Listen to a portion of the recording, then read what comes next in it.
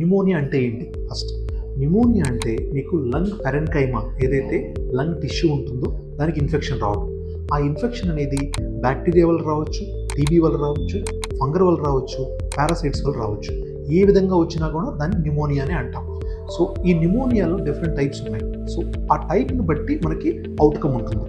కానీ majority of the pneumonias అంటే 70 to 80% of the pneumonias 100కి 100% క్యూర్ అవుతాయండి విత్ ఐవీ మెడిసిన్స్ కానీ, యాంటీబయాటిక్స్ కానీ, సపోర్టివ్ కేర్, ఆక్సిజన్ థెరపీ కానీ and other support nebulization therapy వల్ల 100% క్యూర్ అవుతాయి. కొంత పర్సెంట్ మాత్రమే, ఒక 10 to 20% మాత్రమే సీక్వెల్ అంటే స్కారింగ్కి వెళ్తాయి. అది ఎందులో ఎక్కువ అయ్యే అవకాశం ఉంటుందంటే టీబీ న్యూమోనియా వల్ల ఎక్కువగా స్కారింగ్ వెళ్ళే అవకాశం ఉంటుంది.